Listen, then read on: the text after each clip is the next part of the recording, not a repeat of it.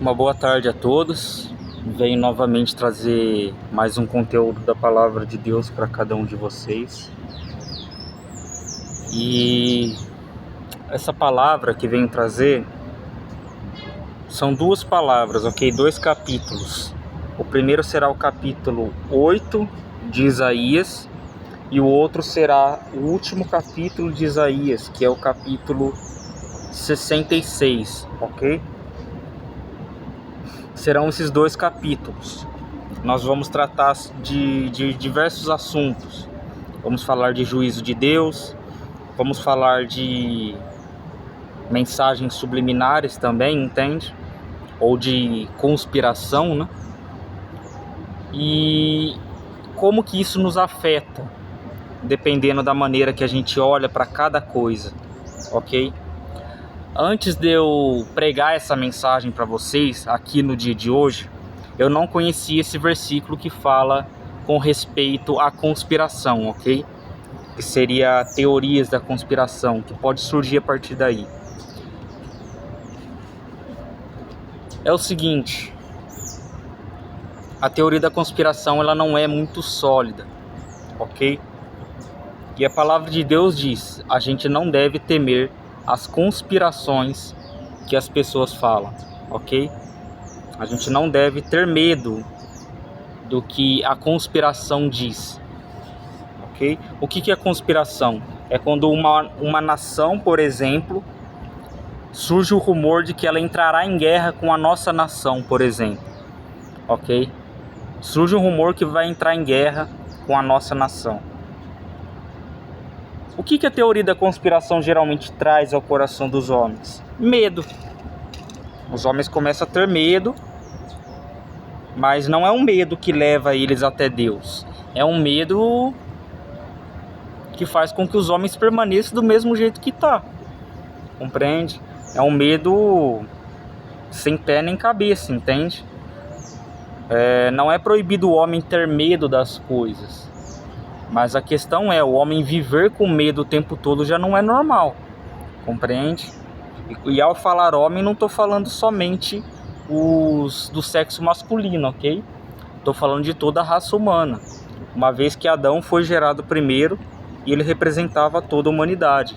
Então a palavra homem no Novo Testamento e no Velho Testamento está representando muitas das vezes toda a humanidade. São poucas as vezes que representa somente o homem do sexo masculino, ok? Não o homem como um aspecto de Adão, como se fosse o primogênito de toda a humanidade, ok? Assim como Deus criou o homem primeiro, então o homem representa toda a humanidade, ainda que a Eva não tivesse sido criada por Deus ainda, né? Então, Adão ali já representava toda a humanidade, né? Então, o que acontece? Esse capítulo 8 de Isaías vai tratar a respeito disso, de conspirações e qual que é o posicionamento do povo de Deus com relação a tudo isso, ok? E diz o seguinte: disse-me também o Senhor, toma um grande volume e escreve nele um estilo de homem, e apressando-se ao despojo, apressou-se a presa. Ou seja, ele pediu para escrever essa frase: apressando-se ao despojo, apressou-se a presa. Então tomei comigo fiéis testemunhas, a Urias, que era sacerdote, e a Zacarias, filho de Geberequias, e fui ter com a profetisa, e ela concebeu e deu à luz um filho. E o Senhor me disse: põe-lhe o nome de Maer Salah Habaz, né? Seria. Porque antes que o menino saiba dizer meu pai ou minha mãe, se levantarão as riquezas de Damasco e os despojos de Samaria diante do rei da Síria. Ou seja, aqui ele estava falando que o nome do rapaz representaria isso daqui, significaria isso, entende? Que o rei da Síria viria e roubaria as riquezas de Damasco e de Samaria, né? E disse, e continuou o Senhor a falar ainda comigo, dizendo, então Deus continuou falando com ele, e disse o seguinte, porquanto este povo desprezou as águas de Siloé, que correm brandamente, e com Rezim, e com o filho de Remalias se alegrou. Eis que o Senhor fará vir sobre ele as águas do rio, fortes e impetuosas, isto é, o rei da Assíria, com toda a sua glória, e subirá sobre todos os seus leitos, e transbordará por todas as suas ribanceiras. Então, esse primeiro rio que ele estava falando, as águas de Siloé que ele estava falando, era uma representação da graça de Deus, ok? Assim como as Escrituras, como Jesus declarou, que aquele que crer nele correrá no seu coração rios de águas vivas, né? E isso ele falou a respeito do Espírito Santo, que haveria de receber aqueles que nele criam. Então, uma vez que ele não tinha sido glorificado, né, ainda, ele ainda não havia morrido e ressuscitado, para que a promessa do Espírito Santo fizesse parte com os santos, né? Então, aqui, o primeiro rio está representando essa graça divina, entende? E que o povo desprezou essa graça, entende? Do Espírito Santo. Porque é inegável que o Espírito Santo estava sobre os profetas e sobre os apóstolos, ok? Os profetas, o digo, antes da vinda de Jesus. Então, podemos dizer que o Espírito Santo já operava no passado, antes de vir o Cristo, né? Antes de Jesus vir para dar a sua vida por nós, a fim de alcançarmos essa mesma graça, né? Então, essa graça já era válida, ok? Não tem como você dizer que muitas coisas mudaram do passado para o presente. Uma das únicas coisas que mudaram foi o sacrifício de animais, que já não é permitido mais fazer, ok? Uma vez que o sacrifício de Jesus já é perfeito. E diz, e passará a Judá inundando-a e irá passando por ele e chegará até o pescoço. E a extensão de suas asas encherá a largura da sua terra, ó Emanuel, né? Aqui na representação de Deus conosco mesmo, né? Ele diz o seguinte, alvoroçai-vos, ó povos, e sereis quebrantados. Dai ouvidos, todos que sois de longínquas terras, de terras distantes. Se vistam, né, isso, cingi-vos e sereis feitos em pedaços. Cingi-vos e sereis feitos em pedaços. Ele repetiu novamente, né? Tomai juntamente conselho, e ele será dissipado. Dizei a palavra, e ela não subsistirá, porque Deus é conosco. Entende? Deus é com quem aqui? Ele está falando. Com os ímpios, com os incrédulos, com aqueles que desobedecem dia e noite a sua palavra? Não. Ele é com o seu povo. Ok? Porque podemos dizer sim, que aqueles que dão a sua vida por Cristo, aqueles que vivem um verdadeiro evangelho, são povo de Deus, ok? Mas somente o Senhor poderá julgar os corações dos homens, ok? Uma vez que muitas coisas estão escondidas à nossa vista, muitos pecados estão ocultos aos nossos olhos, e muitos pecados os homens guardam em seus corações.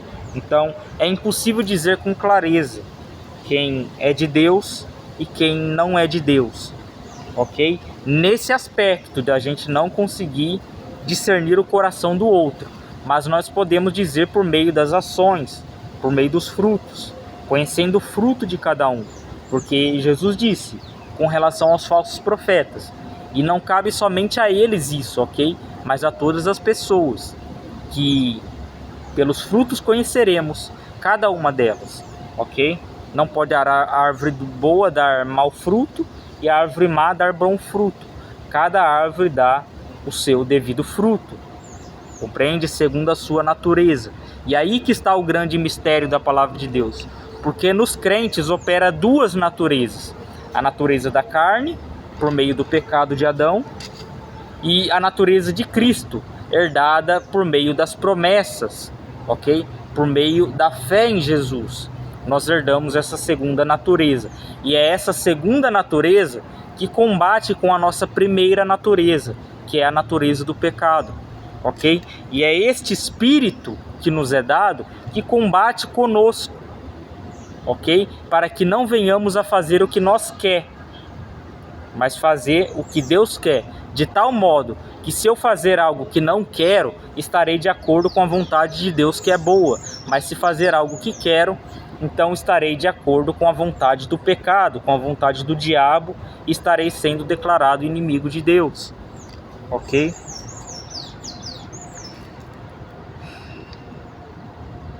E diz no versículo 11: porque assim o Senhor me disse, com uma forte mão, e me ensinou que não andasse pelo caminho deste povo, dizendo, o que o Senhor está querendo dizer aqui a Isaías? Não ande pelo caminho desse povo, dizendo como eles dizem. E como eles diziam? Versículo 12: não chames conspiração ou conjuração, tudo quanto este povo chama de conspiração. E não temais, ou seja, não tenha medo do seu temor, do medo que eles têm. Nem tampouco vos assombreis, ok? Ou seja, Deus está falando, não tenha medo do que eles têm medo, e não chame de conspiração o que eles dizem ser conspiração, ok? Porque se o Senhor quiser usar uma nação para destruir a outra, quem poderá resistir à sua mão? Então, reconheça que tudo está debaixo da vontade de Deus. O bem e o mal está debaixo da vontade de Deus. E Ele é o único perito em fazer com que o mal coopere para o bem de seu povo. Ele é o único.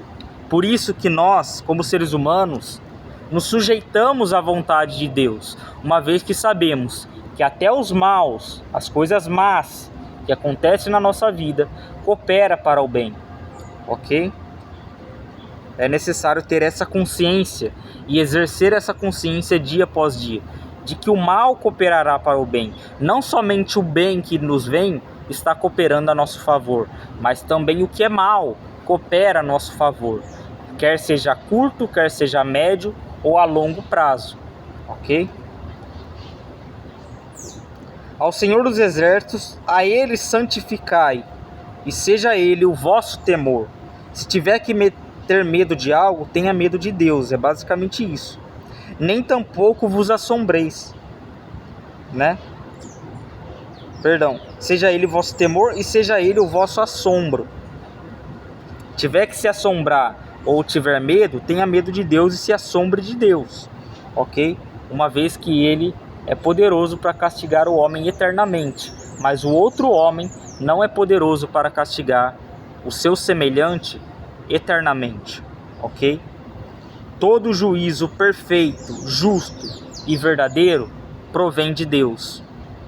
E se um homem faz um juízo perfeito, justo e verdadeiro, ele o faz por meio de Deus, porque este mesmo homem não sabe como julgar perfeitamente as coisas.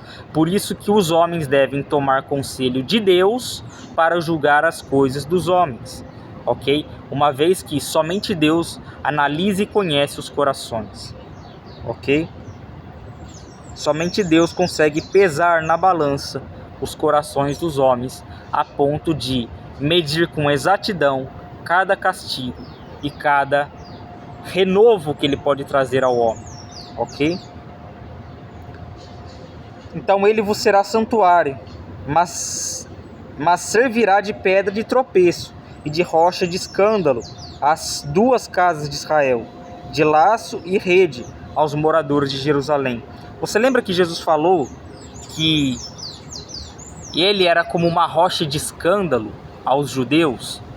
Que os judeus se escandalizavam, mas ao mesmo tempo Ele diz, segundo as escrituras que havia na época, que era o Velho Testamento, Ele diz o seguinte, que aquele que nele crê não será envergonhado. Aquele que crer nessa rocha não será envergonhado nem confundido.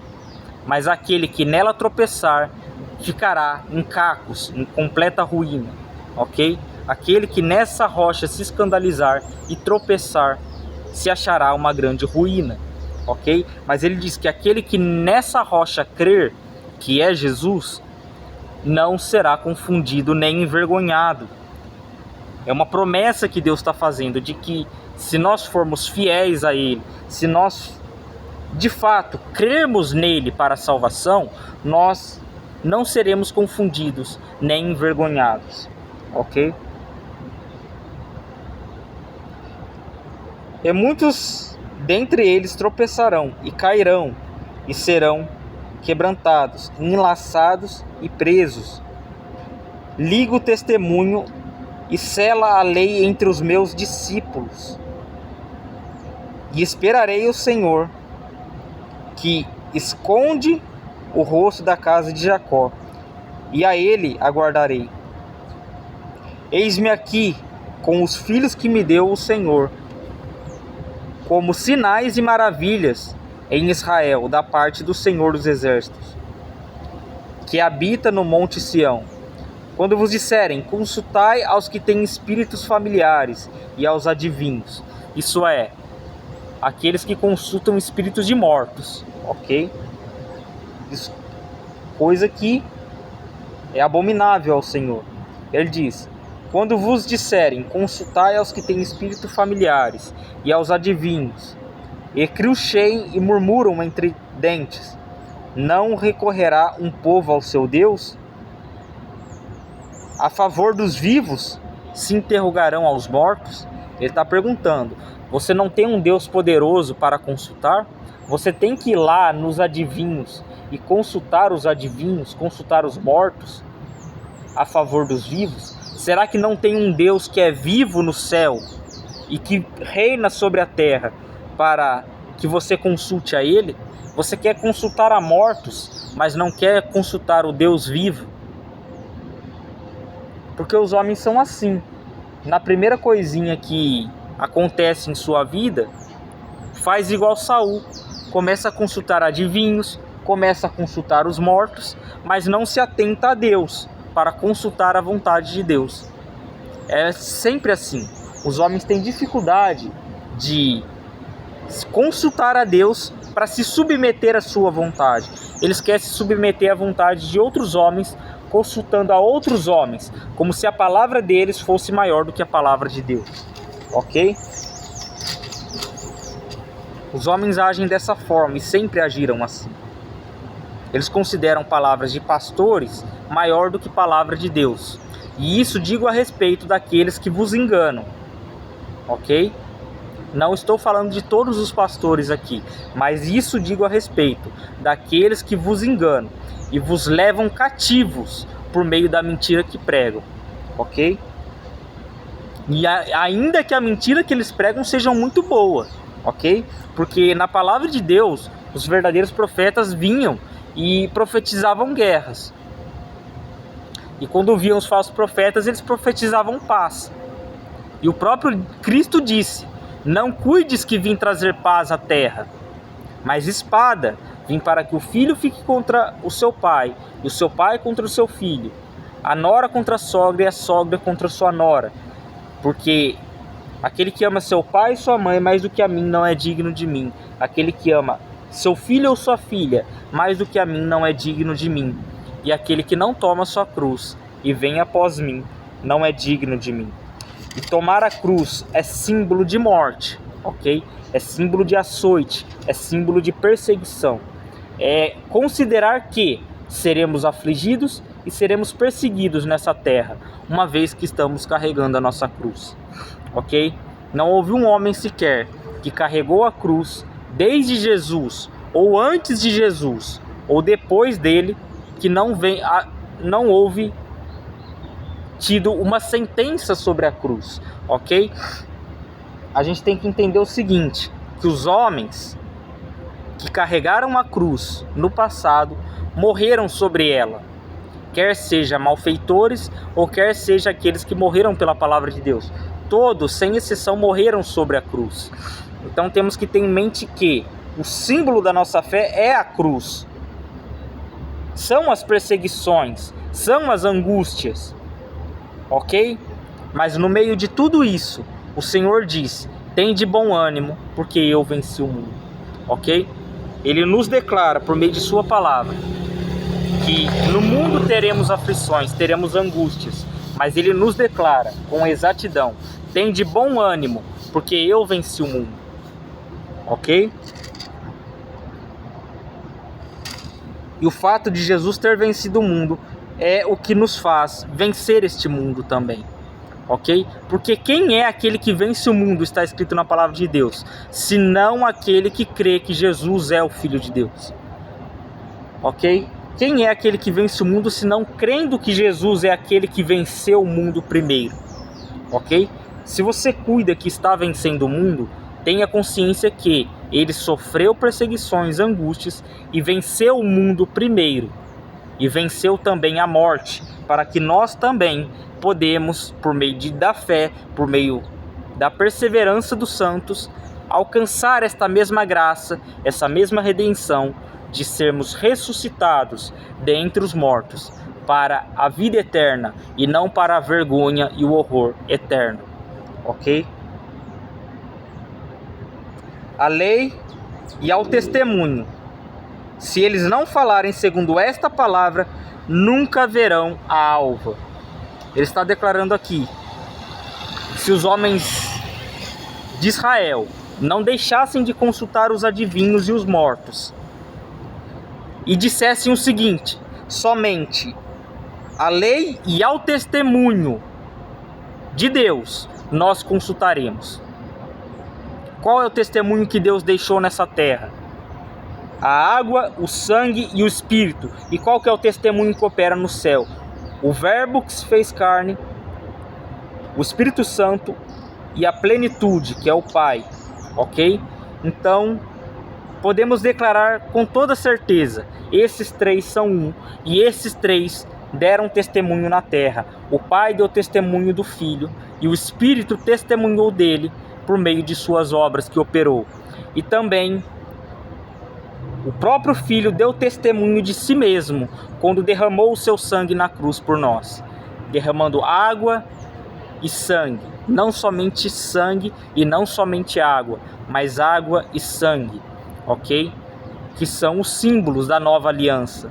A água representando essa fonte de água viva, representando de fato a promessa do Espírito Santo que Ele nos deu, e o seu sangue, do qual compartilhamos das mesmas aflições e das mesmas dores de Cristo, uma vez que, sendo participantes da mesma graça, somos participantes também da mesma aflição, da mesma angústia e da mesma perseguição de Jesus Cristo em todo o mundo, no território de todo o mundo, não somente no Brasil, ok? Embora que no Brasil ainda esteja muito fácil pregar o Evangelho, viver esta graça, está sendo ainda muito fácil. E Paulo ele estava repreendendo muitos cristãos a respeito disso, porque muitos não estavam, como posso dizer, muitos não estavam resistindo ao pecado até derramar sangue, ou seja, não estavam passando pelas mesmas tribulações que muitos passavam naquela época, e alguns deles ainda estavam quase desviando da fé. E era isso que o apóstolo Paulo estava dizendo com essas palavras: visto que ainda não resististe até derramar sangue. Ou seja, a aflição deles não era muita, era pouca, e muitos ainda estavam se desviando. E ele estava querendo afirmar essa confiança de que, morrendo eles por Cristo, seriam salvos, ok? Uma vez que o homem morre para o seu pecado e dá a sua vida por Deus, ele está salvo, ele está seguro com Deus. Ele está no lugar mais seguro que pode existir, que é no céu, ok? Então, se eles não disserem a lei e ao testemunho para consultarem a Deus, se não falarem segundo essas palavras, nunca mais verão a alva. Ele estava jurando que traria o rei da Assíria para destruí-los. Compreende? E diz: e passarão pela terra duramente oprimidos e famintos. E acontecerá que, tendo fome, enfurecendo-se, enchendo-se de raiva, então amaldiçoarão ao seu rei e ao seu Deus, olhando para cima. Ou seja, eles se tornariam blasfemadores, se não se consultarem somente a lei e somente ao testemunho, isso é, a graça de Jesus. Eles teriam uma outra perspectiva no meio de todo aquele caos, no meio de toda aquela guerra que viria. Ele traria uma perspectiva de rancor contra Deus e contra o rei, e a ponto deles blasfemarem contra Deus, ok? Eles blasfemariam contra o seu Deus, tendo raiva de Deus por estar trazendo a destruição e não refletindo sobre os seus pecados e dizendo: o castigo é justo, ok? Porque Deus não julga injustamente a ninguém. Ninguém é vítima de Deus, ok? Pelo contrário, quando Deus pune o homem, ele sabe o que está fazendo. Ele declara um castigo justo. E quantos de nós podemos declarar hoje: é justo o castigo que Deus trouxe sobre a minha vida por causa do meu pecado? Quantos homens, no meio do castigo que Deus traz, não blasfema contra Deus? Ok? E diz o seguinte: passarão pela terra duramente oprimidos e famintos, e acontecerá que, tendo fome, e enfurecendo-se, então amaldiçoarão ao seu rei e ao seu Deus, olhando para cima. E olhando para a terra, eis que haverá angústia e escuridão, e serão entenebrecidos, com ânsias, e arrasados para a escuridão, e arrastados para a escuridão, Então, esta é a primeira palavra que o Senhor me ordenou a falar a cada um de vocês. E nessa primeira palavra já vemos palavras muito duras, muito rígidas.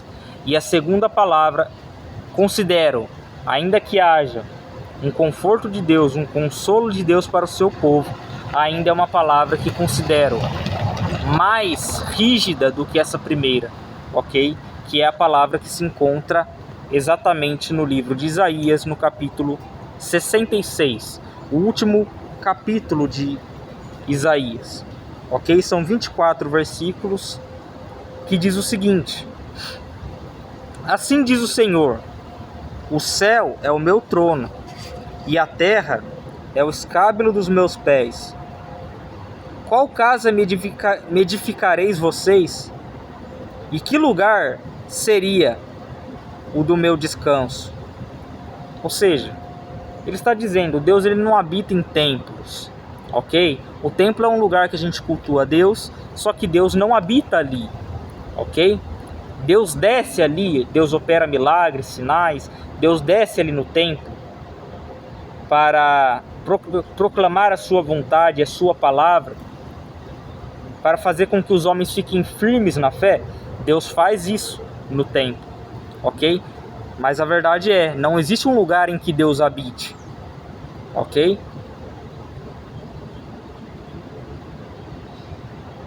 O céu é o trono de Deus e a terra o escabelo de seus pés. Então quem poderá edificar uma casa a ele? Ou quem poderá fazer com que ele tenha um lugar para morar, Um lugar de descanso. E ele diz no versículo 2, porque a minha mão fez todas essas coisas, e todas essas coisas foram feitas, diz o Senhor, mas eis para quem olharei. Ou seja, ele está declarando, qual é o homem do qual me atentarei para ele? Qual é o homem ou a mulher que me atentarei para ele, para o socorrer, para o livrar, ok? Qual é o homem que Deus se atentará? Ele diz o seguinte: mas eis para quem olharei, para o pobre e abatido de espírito, e que treme diante de minha palavra. Então, ao homem, à mulher que é abatida de espírito, que treme diante da palavra de Deus, a este ele olha, a este ele conforta, consola e levanta quando cai de seu pecado, ok? Porque temos que reconhecer que os justos diante de Deus e os santos também são pecadores. Eles não deixaram de ser pecadores, ok? Isso não no sentido de não abandonarem o pecado, ok? Mas no sentido de que são pecadores por natureza, ok? Hora ou outra eles vão pecar, eles vão cair, eles não vão ser perfeitos, mas eles vão levantar, eles vão continuar andando, ok? E eles não vão se rebelar contra Deus, eles não vão blasfemar contra Deus, eles não vão odiar a Deus por serem castigados por Ele, ok?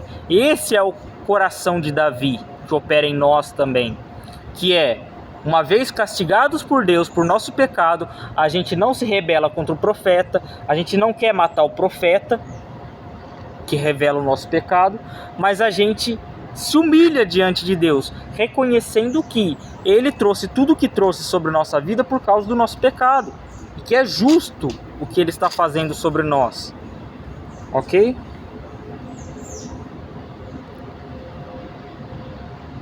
Eu posso dizer, muitos homens acham que o castigo que Davi trouxe sobre sua vida ao adulterar com Betseba e ao matar Urias, muitos homens consideram que o castigo de Davi foi pouco. Mas eu posso dizer, se você estivesse no lugar dele, você não aguentaria passar o que Davi passou. É capaz que eu não aguentasse passar o que Davi passou. É capaz que o seu pastor não conseguisse aguentar passar o que Davi passou sem blasfemar contra Deus, sem falar mal de Deus, sem odiar a Deus de alguma forma. Sabe por quê? Porque o sangue não deixou de escorrer na casa de Davi. Ele tinha um filho aqui, o filho crescia e vinha outro filho e matava aquele. O outro filho se rebelava contra o pai e queria tomar o reino. Quantos filhos Davi não viu morrer durante a sua vida na terra? E eu posso declarar o seguinte, que era melhor Davi ter morrido pelas mãos de Deus do que Davi passar por tudo aquilo.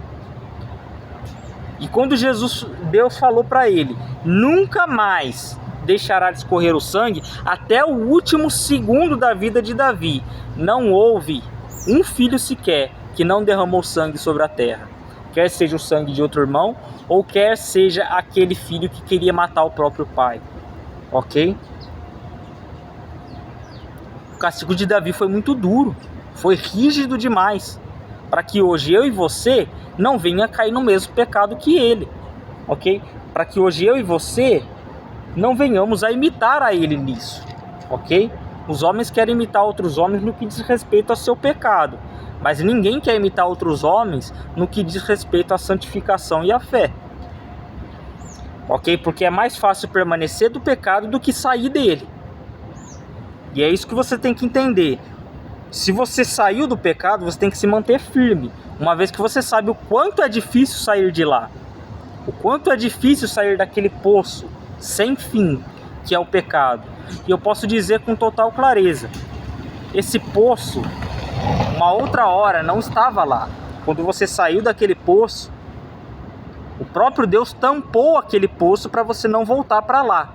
Mas sabe o que é a maldade humana? A maldade humana é representado nessa figura, em que Deus, por sua misericórdia, te livrou daquele poço imundo que você estava. Tampou aquele poço de tal maneira que você não podia mais abrir ele. E o homem, por ingratidão, ele vai a outro lugar e com suas mãos nuas, com sua carne de sua mão e com a sua própria unha, ele começa a escavar um outro poço para se colocar na lama de novo. É assim que o homem age, ok? Quando ele está debaixo de sua natureza pecaminosa. Essa natureza está em mim, essa natureza está em você, essa natureza está no seu pai e na sua mãe, está nos seus filhos, que ainda são pequenos, e que você deve ensiná-los a combater os seus pecados.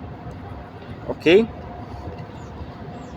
Ele diz o seguinte, no versículo 3: aquele que mata um boi é como aquele que fere um homem, aquele que sacrifica um cordeiro como aquele que degola um cão, aquele que oferece uma oblação como aquele que oferece sangue de porco, aquele que queima incenso, como aquele que bendiz a um ídolo. Também estes colhem os seus próprios caminhos, e a sua alma toma prazer nas suas abominações. Ou seja, ele está declarando que quando os homens ofertavam a Deus, eles ofertavam com essa disposição, como se estivesse fazendo algo imundo. Mas que quando eles faziam aos ídolos, eles não tinham seus sacrifícios por imundo. Ok? Mas diante de Deus, quando eles vinham ofertar, eles ofertavam com o coração, como se estivesse fazendo algo imundo. Ok? Por isso que ele fala, aquele que mata um boi como aquele que está ferindo um homem. Ok? O que é melhor? Que um boi morra no lugar do homem para que o homem continue vivo? Ou você matar o homem e poupar o boi? É mais fácil que o boi morra. Compreende? E a verdade é, necessário foi que Jesus se sacrificasse por nós, para que hoje, não por meio de sangue de animais, mas por meio do sangue do Deus vivo, a gente venha a ter vida eterna. Ok? Porque maior é este sacrifício do que qualquer outro sacrifício que o homem possa oferecer. Ainda que ele ofereça a sua própria vida, ele não pode se salvar por meio dela. Ele só pode se salvar por meio do sacrifício de Jesus. Ou seja, o sacrifício de Jesus é superior ao nosso sacrifício, ainda que a gente dê a nossa vida por ele. Ok? Porque dando a nossa vida, a gente não pode se salvar sem ele. Ok? Também eu quererei as suas ilusões. Farei vir sobre eles os seus temores, porquanto clamei e ninguém respondeu. Falei e não escutaram, mas fizeram o que é mal aos meus olhos e escolheram aquilo em que eu não tinha prazer. Ouve a palavra do Senhor, vós que tremeis diante da sua palavra. Vossos irmãos que vos odeiam e que para longe vos lançam por amor do meu nome, dizem: o Senhor seja glorificado, para que vejamos a vossa alegria. Mas eles serão confundidos. Então,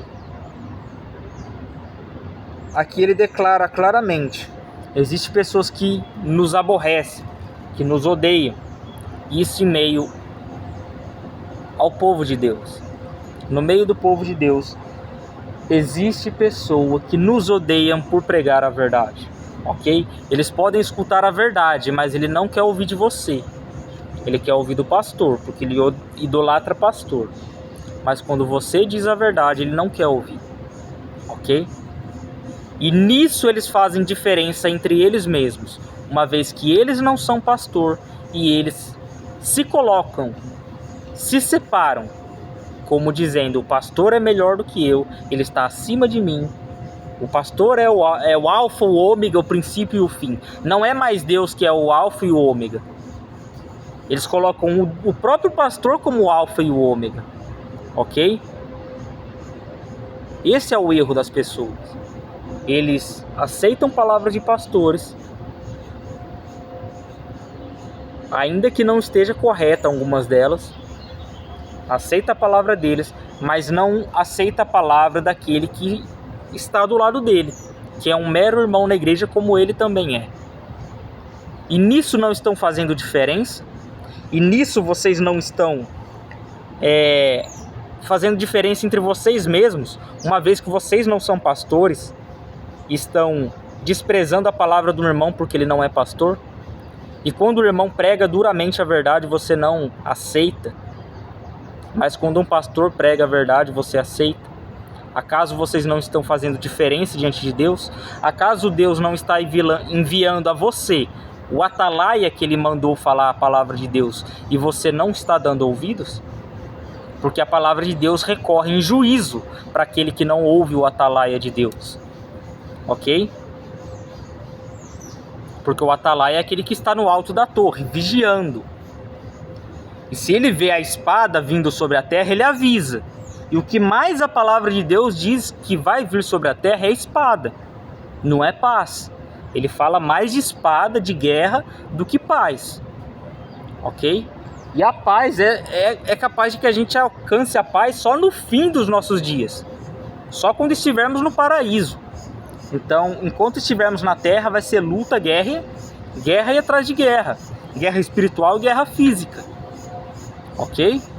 Porque é inegável que a guerra espiritual e a guerra física, ambas estão coordenadas por Deus a acontecerem, por meio das profecias, ok? Ambas estão coordenadas por Deus e vão acontecer de um jeito ou de outro, quer você queira, quer você não queira, ok? E diz o seguinte: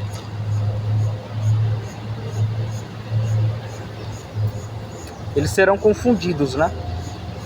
Uma voz de grande rumor virá da cidade, uma voz do templo, a voz do Senhor, que dá o pago a seus inimigos. Ok? Voz de juízo de Deus. Ele diz: antes que estivesse de parto, ela deu à luz. Antes que lhe viessem as dores, ela deu à luz um filho. Quem jamais ouviu tal coisa? Quem ouviu coisas semelhantes? Poder-se-á fazer nascer uma terra em um só dia?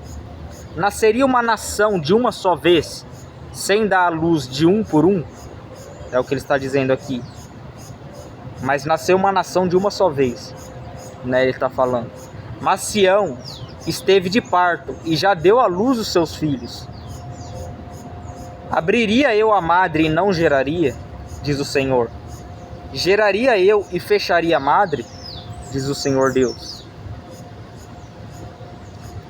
Regozijai-vos com Jerusalém e alegrai-vos por ela, vós todos que a amais. Enchei-vos por ela de alegria, todos que por ela pranteaste. E eu posso dizer com total certeza, ok?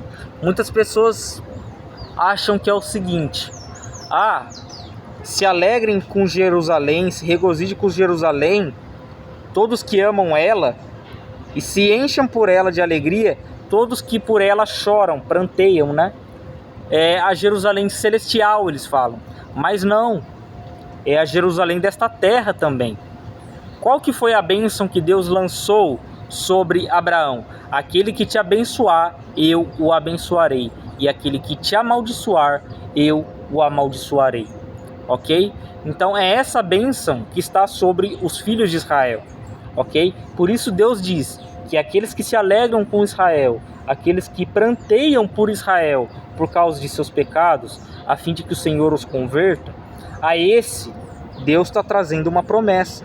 É a Israel dessa terra, porque Israel também são dos nossos irmãos, ok? Há muitos de Israel que creram em Jesus no tempo atual, ok? Então devemos prantear-nos por ele, devemos nos lembrar em nossas orações de orar por Israel também, ok? Uma vez que eles fazem parte dos nossos irmãos também. Ele diz: para que mames e vos farteis dos peitos das suas consolações. Isso é uma figura de linguagem para retratar que a gente vai ser participante das mesmas bênçãos de Israel, das mesmas promessas que está sobre Israel, ok? Essas mesmas promessas foi trazida por Jesus ao povo gentil, que somos nós, ok? Para que sugueis e vos deleiteis com o resplendor de sua glória. Porque assim diz o Senhor: eis que estendereis sobre ela a paz como um rio, e a glória das nações como um ribeiro que transborda.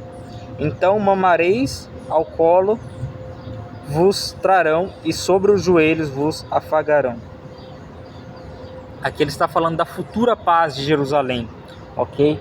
A paz final, da qual o Senhor trará, e descansaremos com ele no paraíso, ok? Estaremos com ele eternamente, e ali haverá a verdadeira paz, ok? Porque nessa terra nós nos afligiremos, nos angustiaremos, e talvez haja falta dessa verdadeira paz, ok? Talvez ela seja escassa, Mas, mesmo em meio à guerra, nós conseguimos descansar sobre aquele mesmo Jesus que nos disse: vinde a mim todos que estáis cansados e sobrecarregados, e eu os aliviarei. Esse mesmo Jesus promete alívio em meio a todas essas tribulações, ok? Porque eis que o Senhor virá. Ele diz o seguinte: como alguém que sua mãe consola, assim eu vos consolarei, e em Jerusalém vós sereis consolados. Isso vereis, e alegrar-se-á o vosso coração, e os vossos ossos reverdecerão como a erva tenra. Então a mão do Senhor será notória aos seus servos, e ele se indignará contra os seus inimigos. Ok? Porque eis que o Senhor virá em fogo, e os seus carros com um torvelinho para tornar a sua ira em furor, e a sua repreensão em chamas de fogo. Porque com fogo e com sua espada entrará o Senhor em juízo com toda a carne. Aqui ele está falando com todos os ímpios, menos os justos? Não, é toda a carne, ok? E eu posso dizer com clareza, segundo o que a gente conhece do livro de Apocalipse, segundo os relatos de Jesus acerca dos últimos dias, a gente pode dizer com clareza que haverá homens que derramarão o seu sangue por Cristo e serão salvos por ele. Então, tanto o justo quanto o ímpio, tanto o perverso quanto o bondoso, ambos estarão diante deste furor de Deus. Uns para serem consumidos eternamente, outros para serem salvos e estarem com Cristo eternamente, ok? E desfrutarem do paraíso. E ele diz: com fogo e com sua espada trará o Senhor em juízo com toda a carne. E os mortos do Senhor serão multiplicados. Os que se santificam e se purificam nos jardins, uns após os outros, os que comem carne de porco e a abominação e o rato juntamente serão consumidos, diz o Senhor. Ou seja, aqui você vê uma figura de linguagem de um homem que se santifica. Só que em meio à sua santificação, ele está comendo carne de porco e a abominação, né? E o rato juntamente. E serão consumidos, diz o Senhor. O que ele está querendo dizer aqui é justamente isso. De um homem que está dividido entre santificar-se e se jogar na lama. Ok? Ele diz que esse homem colherá a destruição do Senhor. E diz: porque conheço suas obras e os seus pensamentos. Ou seja, não somente as obras, mas os pensamentos também. Isso dá a entender que seremos julgados pelas nossas obras, o que nós fazemos, e pelas as intenções de nosso coração. Ok? Por cada uma dessas coisas seremos julgados. Porque conheço suas obras e seus pensamentos. O tempo vem em que não ajuntarei todas as nações e línguas. Que ajuntarei todas as nações e línguas, e virão e verão a minha glória. E porei entre eles um sinal, e os que deles escaparem enviarei às nações, a Tarsis, a Pul e a Lude, flecheiros, a Tubal e a Javã, até as ilhas de mais longe, que não ouviram a minha fama, nem viram a minha glória, e anunciarão a minha glória entre as nações. E trarão todos os vossos irmãos, dentre todas as nações, por presente ao Senhor, sobre cavalos e em carros e em liteiras, e sobre mulas e sobre dromedários, ao meu santo monte, a Jerusalém, diz o Senhor, como quando os filhos de Israel trazem as suas ofertas em vossos vasos limpos à casa do Senhor.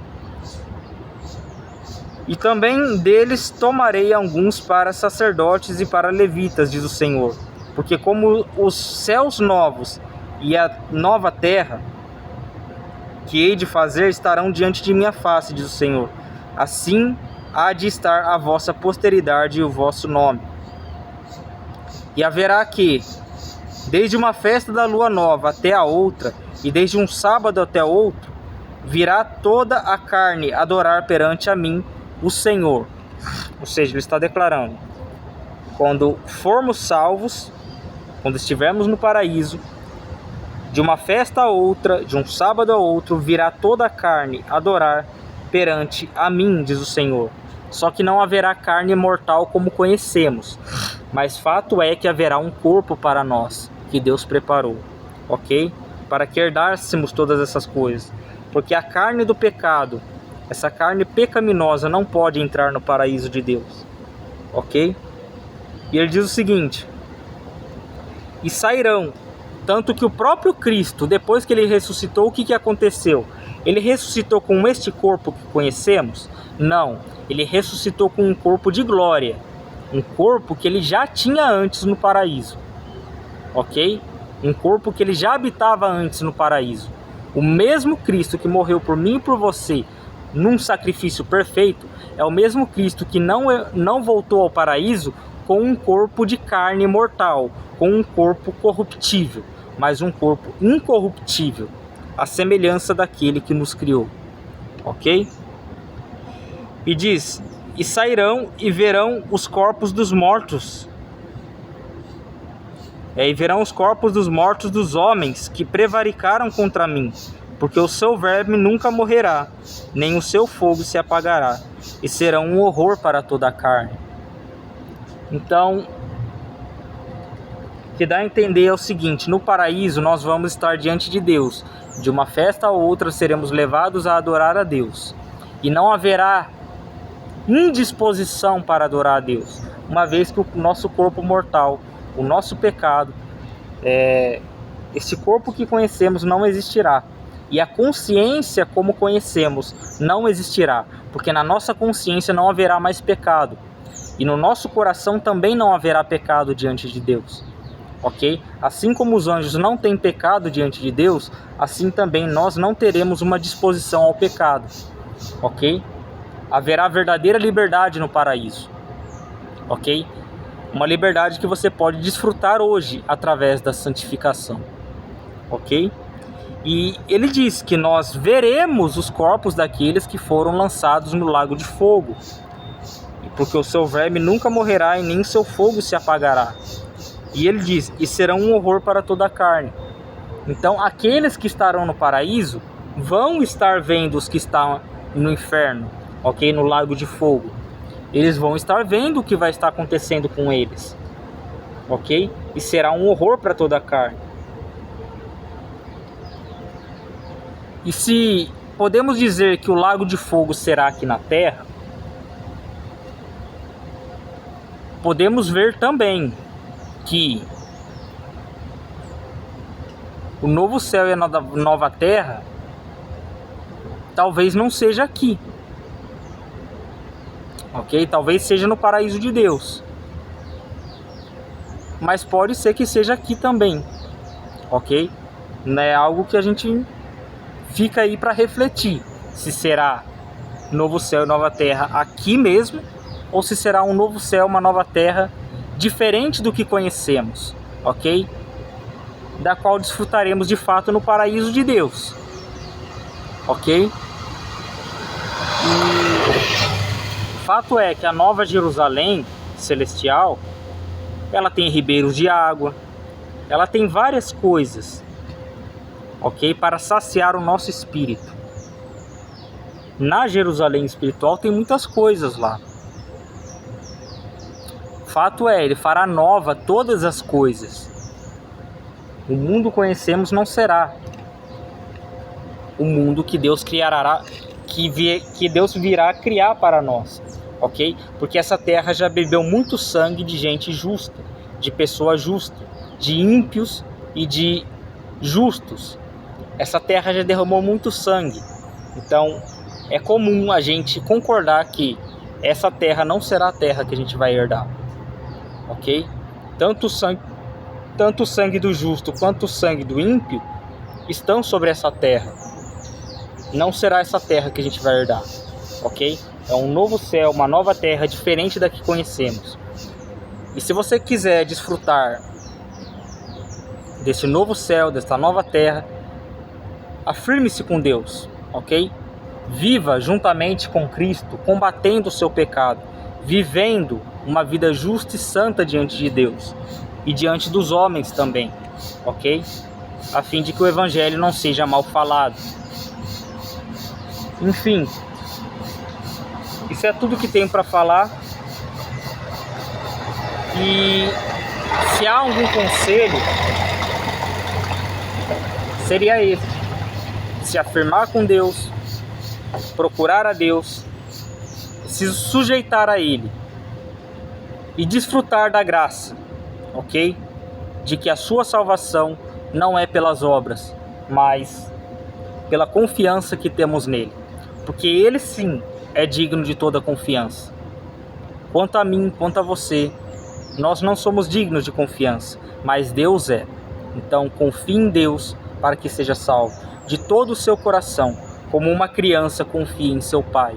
E ainda que não conheça a vontade completa de seu pai, ele a cumpre, as poucas vontades que conhece, ok?